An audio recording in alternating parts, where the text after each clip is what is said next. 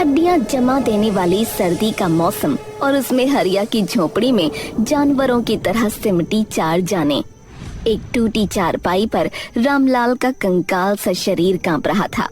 हरिया और बिंदिया परेशान बैठे थे और उनका बेटा मुन्ना गुस्से में। हरिया, इस बार तो प्राण ही निकल जाएंगे। कल सरपंच के यहाँ काम करके लकड़ी तो लाए थे ना। अरे लाएंगे कहाँ से?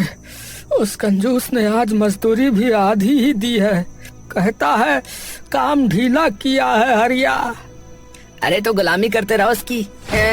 मैं तो कहता हूँ जाकर उसका कोयले का गोदाम जो है ना। अरे चुप चुप। मुन्ना चुप रहे। बाप से ऐसी बातें करता है, बाप से ऐसी बातें करता है, पाप लगेगा तेरे को। अरे तू अपनी बिगड़ेली जबान संभाल बेटा। है अरे तुझे पता है उस सरपंच की ताकत है? पता है? अरे पता है। बिंदिया बस अपने ससुर को चिंता के साथ देख रही थी और फिर परेशान होकर हरिया से बोली, ये बूढ़ी काया इस जाड़े को झेल न पाएगी हरिया। दवा के पैसे भी नहीं है। अरे क्या करूं, कहाँ जाऊं? ये सर्दी तो अमीरों के लिए ही है बस। हम गरीबों की जिंदगी तो दूभर ही कर देती है ये। अरे तो बैठे क्यों हो? हैं? लकड़ी कोयला कुछ लेकर आओ ना। मुन्ना की बकवास सुनकर हरिया को बहुत तेज गुस्सा आ गया और वो चिल्लाया, अरे तेरी हिम्मत कैसे हुई मेरे सामने जुबान चलाने की? है हिम्मत कैसे कर रहा है? अपने बाप को हुक्म दे रहा है? रुको हरिया, मुन्ना का तरीका भले ही गलत है, मैं मानती हूँ, लेकिन इस वक्त मुन्ना ही सही कह रहा है। अरे क्या कह रही हो? ये बदमाश सही कह रहा है? हाँ, कलाई देखो सबकी नीली पड़ गई है। मुझसे कोई काम नहीं हो पा रहा है सही से, और पिताजी को अगर इस जाड़े में गर्मी नहीं मिली तो ऐसी अशुभ बातें मत बुलवाओ मुझसे। बिंदिया के शब्दों ने हरिया के गुस्से पर पानी डाल दिया। वो रामलाल की तरफ देखने लगा जो कंबल में भी कांप रहा था और हर सांस के साथ उसकी छाती में सीटी बज रही थी। शायद तुम सही कह रही हो। आप सरपंच के यहाँ जाओ, आप उनके मजदूर हो, वो मना नहीं करेंगे। थोड़ा कोयला कुछ लकड़ी मांग लाओ ना, ये कोई भीख नहीं, हक है इस वक्त हमारा। नहीं बेटा, उसके आगे हाथ मत फैलाना, वो तेरी बेइज्जती करेगा बेटा। नहीं पिताजी, बिंदिया ठीक कहती है, ये हक है ये। हाँ हमारा, मैं जाता हूँ, और बेइज्जती करे तो अब करे ये, लेकिन हमारी जरूरत है पिताजी।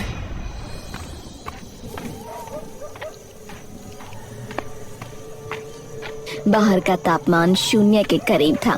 उसके कदम चरमरा रहे थे, जैसे उसका दिल धड़क रहा था।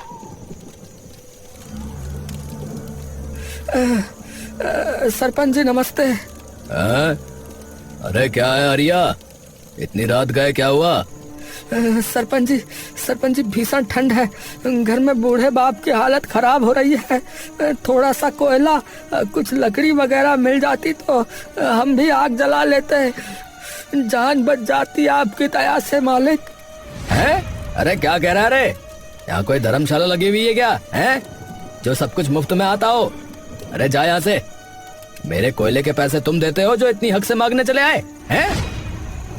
हरिया की आंखों में पानी आ गया। वो अपने पैरों पर गिरने को हो गया। उसकी आवाज गुस्से और गुहार के बीच फंस गई। सरपंच जी आप हमारे मालिक हो, माई बाप हो, आप मुझे जानते हो, कम से कम इंसानियत ही दिखा दीजिए सरपंच जी। अरे इंसानियत है? इंसानियत तुम जैसे गरीबों ने ही मार रखी है। निकलो मेरे सामने से। ऐसा न करिए सरपंच जी, ऐसा मत करिए। आवाजें ऊंची हुई। पड़ोस के घरों में रोशनी जलने लगी। एक एक कर गांव वाले इकट्ठा होने लगे।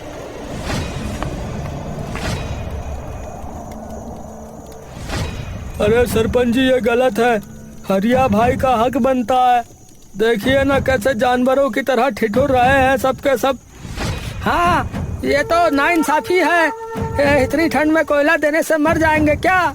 गांव वालों का हुजूम गुस्से से गरज रहा था।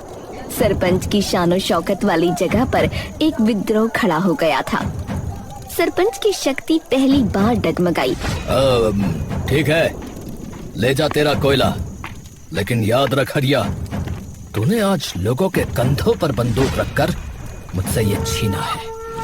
इसका बदला मैं लूंगा, जरूर लूंगा। हरिया ने कोयले की टोकरी उठाई। वो बिना पीछे मुड़कर देखे चल पड़ा।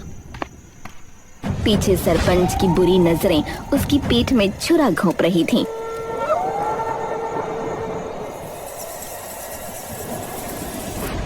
आ गए, भगवान का शुक्र है। अंगीठी जलाएंगे अब। हाँ बिंदिया, अब ठंड नहीं रहेगी। हाँ, अंगीठी जली। लपटों ने कमरे को नारंगी रंग में रंग दिया। चेहरों पर पहली बार ठंड से कुछ राहत मिली थी, लेकिन ये मुस्कान ज्यादा देर न टिकी। अरे यही जिंदगी आपकी है। एक टोकरी कोयले के लिए पूरे गांव के सामने भीख मांगनी पड़ गई। अरे क्या बकवास करता है तू? है, अरे भीख नहीं थी, हक था मेरा। हक था मेरा, और मेरे हक का क्या है? मेरे पास तो एक साइकिल भी नहीं है।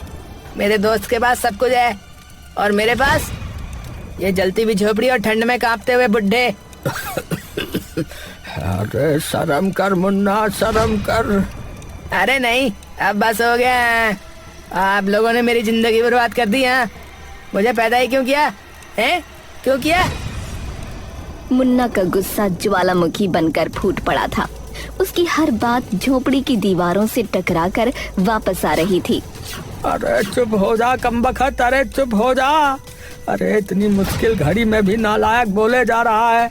अरे मैं इस घर में ना आग लगा दूंगा। इसमें रहने लायक भी है क्या कुछ? ना सुख है ना सुविधा, सिर्फ ताने ताने सुनते रहो। सिर्फ गरीबी गरीबी है। अरे निकल निकल तू अभी यहाँ से, दुष्ट कहीं का, निकल यहाँ से। बस करो दोनों, अरे बस करो। कई घंटों की बहस के बाद थकान और झुंझलाहट में सब सो गए। अंगीठी में कोयले की आखिरी चिंगारियां मरने लगीं, पर आधी रात तक एक तेज आवाज से हरिया की आंख खुली। उसने देखा अंगीठी पलट गई थी। एक चटखारे के साथ लकड़ी का फर्श जल उठा। आग की लपटें तेजी से फैल रही थीं। अरे अरे आग लग गई भैया, आग लग गई। अरे उठो सब, अरे जल्दी उठो, अरे जल्दी उठो। हे राम, बचाओ, पिताजी को उठाओ। हरिया ने बेहोश रामलाल को उठाया। पूरी झोपड़ी अब आग की चपेट में थी। छत गिरने लगी। अरे तूने किया है? तूने किया है ना? अरे तूने ही आग लगाई। अरे तू पागल है क्या? क्यों किया तूने ऐसा, क्यों किया? अरे मैंने क्या किया है? मैंने क्या किया? पागल हो क्या है? मैं ऐसा क्यों करूँगा? मुझे भी तो इसी घर में रहना था। अब मैं कहाँ जाऊँगा बताओ? मेरे पास कोई महल है क्या है? हरिया रुको, मुन्ना कुछ भी हो, ऐसा नहीं कर सकता, रुक जाओ। हरिया के हाथ ढीले पड़ गए। वो अपनी जलती हुई झोपड़ी, अपने सामने खड़े रोते बेटे और पीछे ठिठुरते बूढ़े बाप को देखता रह गया। सर्दी का कहर अब आग के रूप में सामने था। उसी समय एक आदमी बोला, अरे हे भगवान, अरे ये क्या हो गया? अरे कहीं सरपंच ने तो नहीं? वो तो धमकी दे रहा था ना कि बदला लेगा। क्या कहा तुमने? हाँ, सही कह रहे हो। हरिया का चेहरा गुस्से से तमतमा गया। सरपंच के शब्द उसके कानों में गूंजने लगे, बदला लूंगा। उसने अपने परिवार को देखा, फिर जलते घर की राख को देखा, और फिर एक जंगली बैल की तरह सरपंच के घर की ओर दौड़ पड़ा। सरपंच निकल बाहर। तूने मेरे घर में आग क्यों लगाई?